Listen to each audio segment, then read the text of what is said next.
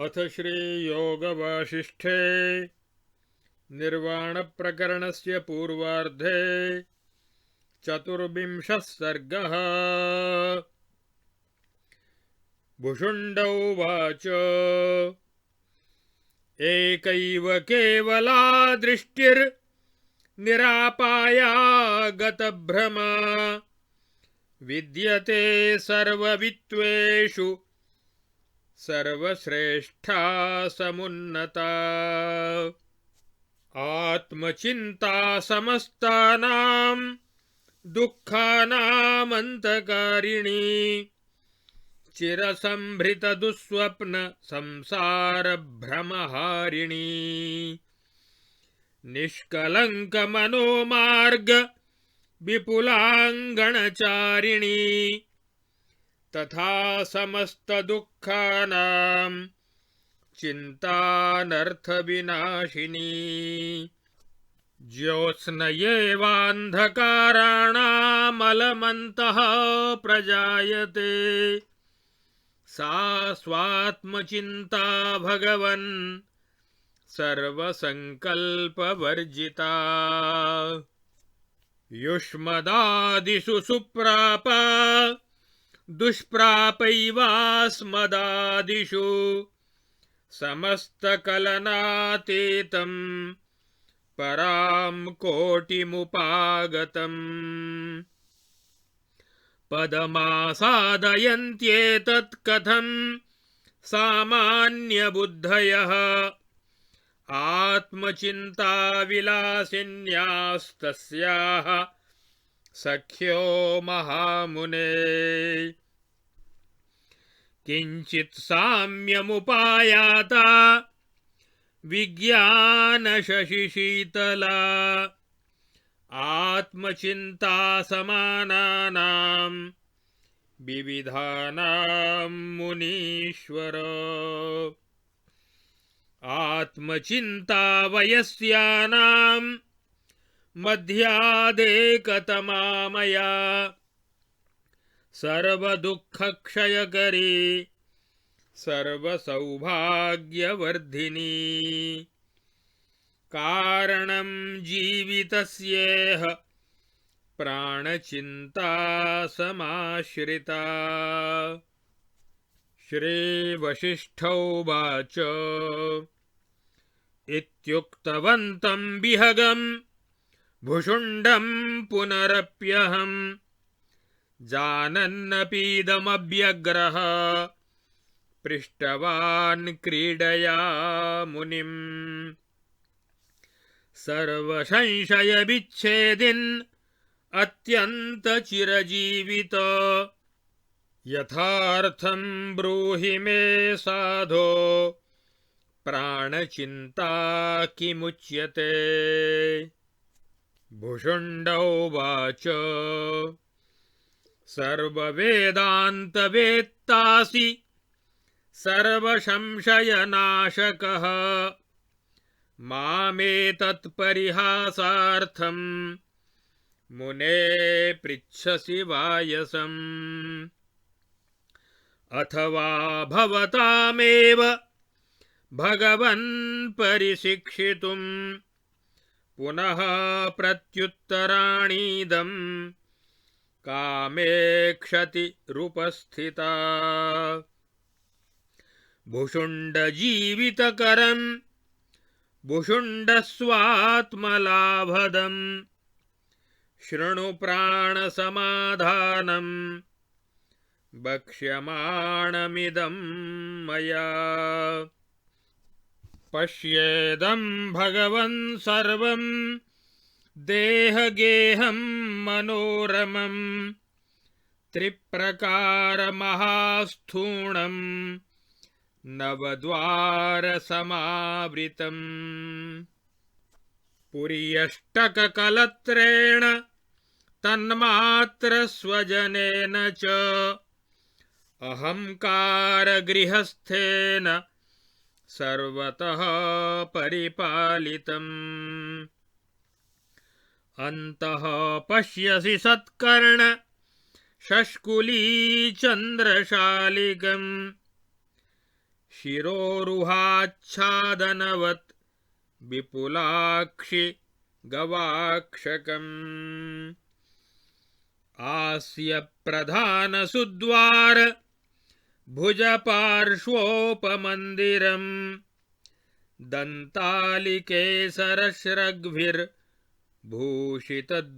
दन्तालिकेसरश्रग्भिर्भूषितद्वारकोटरम् अनारतं रूपरसस्पर्शनद्वारपालवत् सङ्कुलालोकवलितं तारालिन्दकृतस्थिति रक्तमांसबसादिग्धं स्नायुसन्ततिवेष्टितं स्थूलास्थिकाष्ठसम्बद्धं सुकुड्यं सुसमाहितम् इडा च पिङ्गला चास्य देहस्य मुनिनायक सुस्थिते कोमले मध्ये पार्श्वकोष्ठे निमीलिते पद्मयुग्मत्रयं यन्त्रमस्थिमांसमयं मृदु ऊर्ध्वाधोनालमन्योन्य मिलत्कोमलसद्दलम् सेकेन विकसत्पत्रं सकलाकाशचारिणा चलन्ति तस्य पत्राणि मृदुव्याप्तानि वायुना चलत्सु तेषु पत्रेषु समरुत्परिवर्धते वाताहते लतापत्रजाले बहिरिवाभितः वृद्धिं नीतः सनाडीषु कृत्वा स्थानमनेकधा ऊर्ध्वाधो वर्तमानासु देहेऽस्मिन् प्रसरत्यथ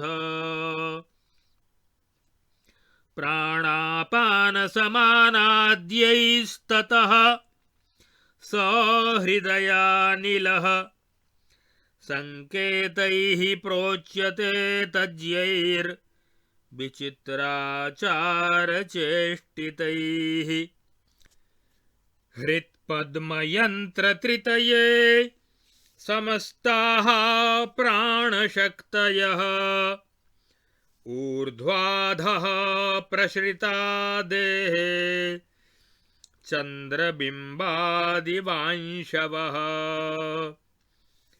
यान्त्यायान्ति विकर्षन्ति हरन्ति विहरन्ति च उत्पतन्ति पतन्त्याशु ता एताः प्राणशक्तयः स एष हृत्पद्मगतः प्राण इत्युच्यते बुधैः अस्य काचिन्मुने शक्तिः प्रस्पन्दयति लोचने काचित् स्पर्शमुपादत्ते काचिद्वहति नासया काचिदन्नं जरयति काचिद्वक्ति वचांसि च बहुनात्र किमुक्तेन सर्वमेव शरीरके करोति भगवान् वायुर्यन्त्रेहामिव यान्त्रिकः तत्रोर्ध्वाधो द्विसङ्केतौ प्रसृतावनिलौ मुने प्राणापानावितिख्यातौ प्रकटौ द्वौ वरानिलौ तयोरनुसरन्नित्यं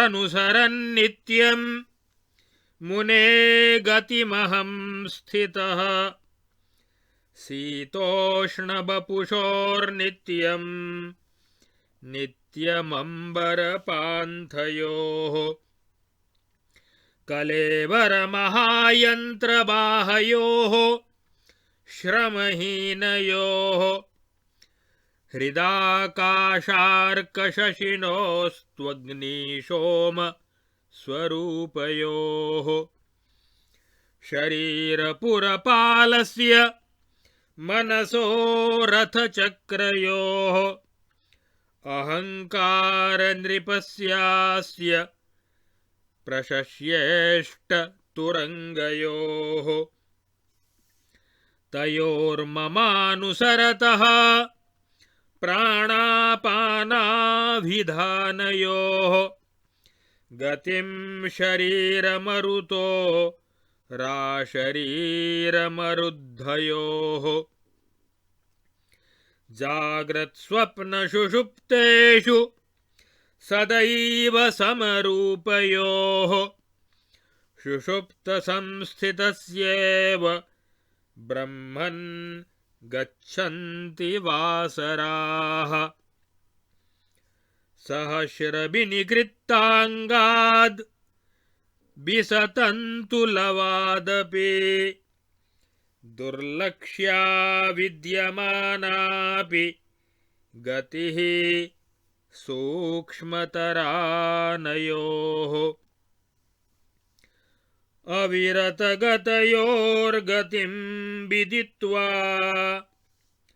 हृदि मरुतो रनुसृत्य चोदितां ताम् न पुनरिह हि जायते महात्मन् मुदितमनाः पुरुषः प्रणष्टपाशः। इत्यार्षे श्रीवासिष्ठमहारामायणे वाल्मीकीये देवदूतोक्तमोक्षोपायेषु निर्वाणप्रकरणस्य पूर्वार्धे भुषुण्डोपाख्याने प्राणविचारणं नाम 24वां सर्गः। अब श्री योग वासिष्ठ महारामायण के निर्वाण प्रकरण के पूर्वार्ध के 24वें सर्ग में प्राण और अपान की गति को तत्वतः ठीक ठीक जानने से मुक्ति होती है, इस बात का प्रतिपादन किया गया है। भुषुंड ने कहा कि महाराज, कभी नष्ट न होने वाली और संशयों से रहित एक परमात्म दृष्टि ही समस्त ज्ञानों में सबसे उन्नत और सबसे श्रेष्ठ है। हे ब्रह्मन, परमात्म विषयक विचार समस्त दुखों का अंत कर देने वाला तथा अनादिकाल से चले आते हुए अज्ञान से परिपूर्ण दुस्वप्न तुल्य संसार रूपी भ्रम का विनाश करने वाला है। भगवन, समस्त संकल्पों से रहित परमात्म विषयक भावना से अज्ञान रूपी अंधकार का और उसके कार्यों के साथ भली प्रकार विनाश हो जाता है, किंतु सामान्य बुद्धि वाले प्राणी समस्त कल्पनाओं से अतीत इस परम पद को कैसे प्राप्त कर सकते हैं? अर्थात साधारण पुरुषों के लिए वह पद प्राप्त होना बहुत ही कठिन है। इस परमात्म विषयक भावना के अनेक भेद हैं। उनमें से संपूर्ण दुखों का विनाश करने वाली प्राण भावना का मैंने आश्रय लिया है। वही यहाँ मेरे जीवन का आधार है। श्री वशिष्ठ जी बोले, हे श्री राम, जब मननशील भुषुंड इस प्रकार कह रहे थे, तब जानते हुए भी मैंने शांत भाव से उनसे फिर कौतुकवश पूछा, समस्त संदेहों को काटने वाले अत्यंत दीर्घजीवी सज्जन स्वभाव भुषुंड जी महाराज, तुम मुझसे ठीक ठीक कहो कि प्राण की भावना किसे कहते हैं? प्राण की भावना का क्या स्वरूप है? भुषुंड ने कहा, मुने, आप समस्त वेदांत के ज्ञाता हैं और समस्त संशयों का विनाश करने वाले हैं, तथापि केवल विनोद के लिए ही मुझ जैसे कौवे से इस विषय का प्रश्न कर रहे हैं, ऐसा मैं मानता हूं। महाराज, भुषुंड को जिसने चिरजीवी बनाया है तथा जिसने भुषुंड को आत्मस्वरूप की प्राप्ति कराई है, उस प्राण समाधि का निरूपण मैं कहता हूं, सुनिए। हे मुनिराज, इडा और पिंगला नाम की दो अत्यंत सूक्ष्म नाड़ियां इस देहरूपी घर के बीच दाहिने और बाएं भाग में स्थित कोष्ठों में यानी कुक्षी में रहती हैं। उनका किसी को भान नहीं होता। वे केवल नासापुट में प्राण संचार द्वारा प्रतीत होती हैं। उक्त देह में यंत्र के सदृश 3 कमल के जोड़े हैं। वे अस्थिमांसमय एवं अत्यंत मृदु हैं। उनमें ऊपर और नीचे दोनों ओर से नाल दंड में लगे हुए हैं और वे संपुटित होकर एक दूसरे से मिले हुए कोमल सुंदर दलों से सुशोभित हैं।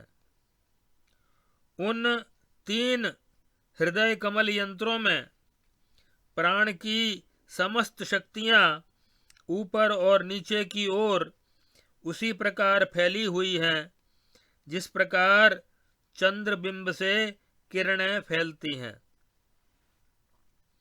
इन प्राण शक्तियों से ही शीघ्र गति, आगति, विकर्षण, हरण, विहरण, उत्पतन एवं निपतन की क्रियाएं निष्पन्न होती हैं।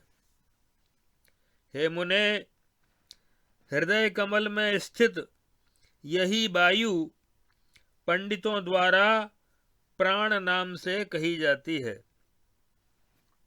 इसी की कोई एक शक्ति नेत्रों को स्पंदित करती है, यानी नेत्रों में निमेष उन्मेष की क्रिया करती है।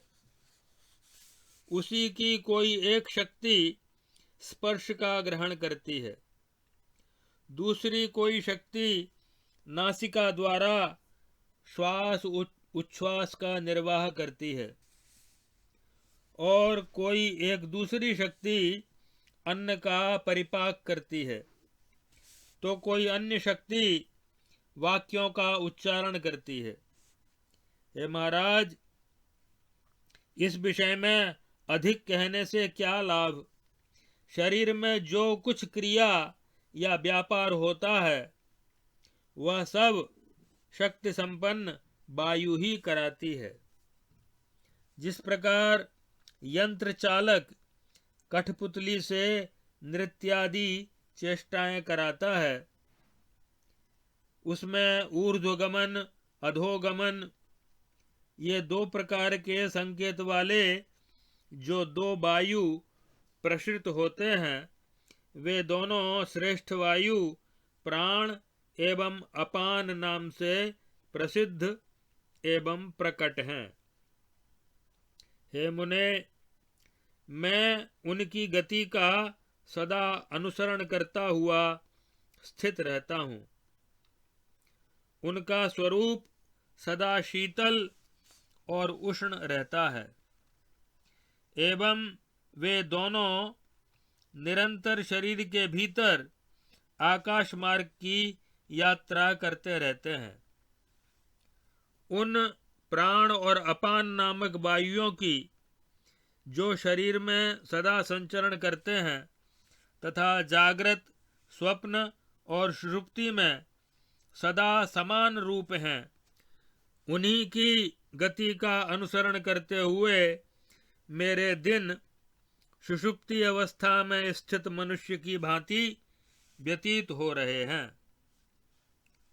1000 अंशों में विभक्त कमल तंतु के लब मात्र की अपेक्षा भी अत्यंत दुर्लक्ष्य ये नाड़ियां हैं।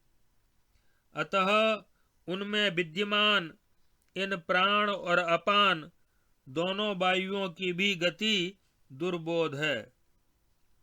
हे महात्मन, हृदय आदि स्थानों में निरंतर विचरण करने वाले प्राण और अपान वायुओं की गति के तत्व को जानकर उसका अनुसरण करने वाला प्रसन्न चित्त पुरुष जन्म मरण रूपी फांसी से छूटकर सदा के लिए मुक्त हो जाता है।